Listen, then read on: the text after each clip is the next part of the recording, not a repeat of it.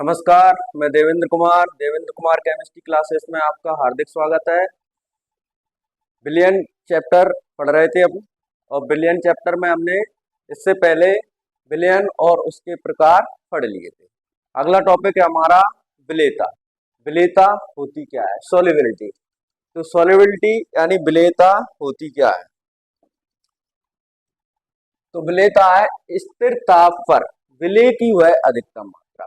Temperature कैसा रहेगा? निश्चित रहेगा, और विलेय की हम अधिकतम मात्रा ले सकते हैं। विलेय की वह अधिकतम मात्रा जो 100 ग्राम विलायक में घुल सकती है। यानी हमने विलायक कितना लिया? 100 ग्राम लिया। 100 ग्राम विलायक में घुल सकती है, अर्थात निश्चित ताप पर किसी पदार्थ की विलेयता। यहाँ पर पदार्थ से मतलब है विलेय से। विलेय की विलेयता या पदार्थ की विलेयता उस पदार्थ की वह मात्रा है जो उस ताप पर, यानी जो टेम्परेचर लिया था हमने, जो उस ताप पर 100 ग्राम विलायक को संतृप्त करने के लिए आवश्यक होती है। कहने का मतलब वह विलयन संतृप्त विलयन बनेगा, यानी कि उस 100 ग्राम विलायक को क्या करने के लिए? संतृप्त करने के लिए आवश्यक होती है। अगर आपको ये परिभाषा याद करने में दिक्कत आ रही है तो आप विलेयता की दूसरी परिभाषा याद कर सकते हैं। स्थिर ताप पर किसी विलेय की विलायक में घुलने की क्षमता। कहने का मतलब है स्थिर ताप पर किसी विलेय की विलायक में घुलने की क्षमता को उस विलेय की विलेयता कहते हैं। उस विलेय की क्या कहते हैं? विलेयता कहते हैं। उस विलेय की क्या कहते हैं? विलेयता कहते हैं। दूसरी और एक परिभाषा और कर सकते हैं हम। विलेयता, विलेय का विलायक में समाकर। विलेय का विलायक में समाकर। जब हम विलयन बनाते हैं तो विलेय पूर्ण रूप से किस में घुल जाता है? विलायक में घुल जाता है। और कैसा मिश्रण बन जाता है? समांग मिश्रण बन जाता है। ये हमने पिछली वीडियो में पढ़ लिया था। एक रस या समांग हो जाने वाला गुण उस विलेय की क्या कहलाता है? विलेयता कहलाता है। देखिए इसको और तरीके से समझते हैं अपन। हमने क्या लिया?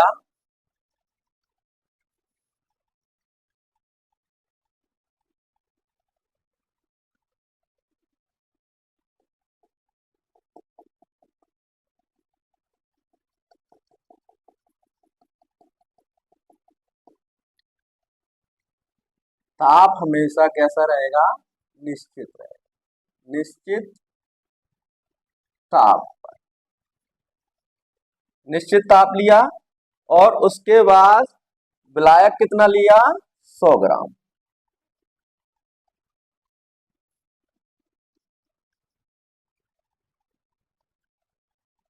अब इसमें विलेय हम ऐड करेंगे। कोई भी विलेय हो सकता है, तो विलेय हम ऐड करेंगे तो वो उसकी कितनी मात्रा लेंगे? हम अधिकतम मात्रा लेंगे। जब ऐसी कंडीशन आ जाएगी कि उसमें और विलेय को ना घोला जा सके, वो 100 ग्राम विलायक, जो विलायक लिया है हमने, वो विलायक क्या हो जाए? संतृप्त हो जाए। तो उस कंडीशन में उस विलेय की वो क्या कहलाएगी? विलेयता कहलाएगी। यानी कि कहने का मतलब है कि निश्चित ताप पर विलेय की वह अधिकतम मात्रा जो उस विलायक को 100 ग्राम विलायक को क्या करती है? संतृप्त करने के लिए क्या होती है? आवश्यक होती है। वो क्या कहलाती है? उसकी विलेयता कहलाती है। या दूसरी परिभाषा क्या कह लेंगे? स्थिर ताप पर किसी विलेय की विलायक में घुलने की क्षमता। स्थिर ताप पर किसी विलेय की विलायक में घुलने की क्षमता उस विलेय की विलेयता कहलाती है। स्थिर ताप कह ले या निश्चित ताप कह ले, विलेय की विलायक में घुलने की क्षमता, विलेय की विलायक में घुलने की जो क्षमता होती है वो क्या कहलाती है? विलेयता कहलाती है। या 100 ग्राम विलायक को निश्चित ताप पर 100 ग्राम विलायक को संतृप्त करने के लिए जो आवश्यक विलेय की मात्रा होती है उस विलेय की क्या कहलाती है? विलेय की विलेयता कहलाती है। दो परिभाषाएं। अब विलेयता का फॉर्मूला बन जाएगा। विलेयता का फॉर्मूला क्या बनेगा? विलेयता बराबर पदार्थ या विलेय की मात्रा बटे विलायक की मात्रा इंटू 100। ये विलायक का फॉर्मूला है। आगे है विलेयता को प्रभावित करने वाले कारक कि विलेयता किन किन कारकों पर प्रभावित होती है, किन किन कारकों से प्रभावित होती है। तो विलेयता को निम्न कारक प्रभावित कर सकते हैं। तो विलेय के कणों का आकार या प्रकृति।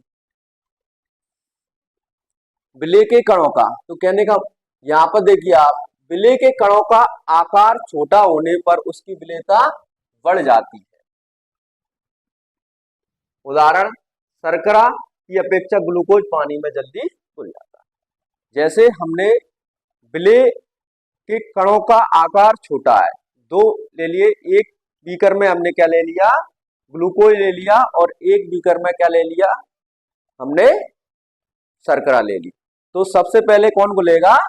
ग्लूकोज घुलेगा, यानी उसके कणों का आकार कैसा है? छोटा है। विलायक की प्रकृति, वे विलायक जो विलेय पदार्थ को अपने में शीघ्र घोल लेते हैं उस पदार्थ की विलेयता अधिक होती है, तथा जो विलायक विलेय पदार्थ को जल्दी घोलने की क्षमता नहीं रखते हैं उस पदार्थ की विलेयता क्या होती है? कम होती है। अब है ताप। तो ताप बढ़ाने पर विलेयता बढ़ जाती है, परंतु गैसों की विलेयता घट जाती है। मान लो हमने क्या लिया, एक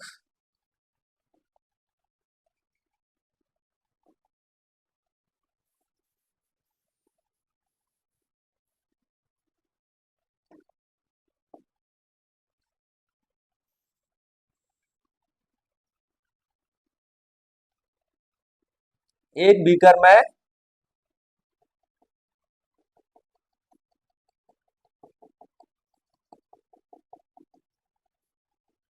पानी लिया और इसका टेम्परेचर नॉर्मल है, अभी मान लो 20 डिग्री। जब इसमें हम मान लो शर्करा ही डाल रहे हैं, शर्करा,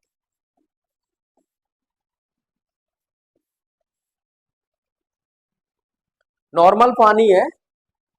अब देखिए जब हमने इसका टेम्परेचर बढ़ाया तो ये शर्करा शीघ्रता से घुल जाएगी, यानी जल्दी घुल जाएगी, लेकिन नॉर्मल पानी में ये धीरे धीरे घुलेगी। अब देखिए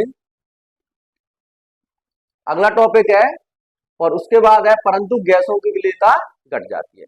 लेकिन ये केवल किसके लिए लागू होता है? ठोसों के लिए होता है। गैस की विलेयता क्या हो जाती है? घट जाती है। अब है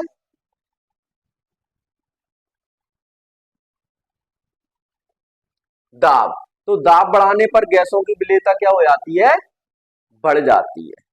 दाब बढ़ाने पर गैसों की विलेयता क्या हो जाती है? बढ़ जाती है।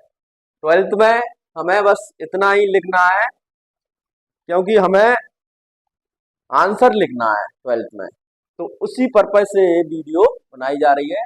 जो 12th क्लास के बच्चे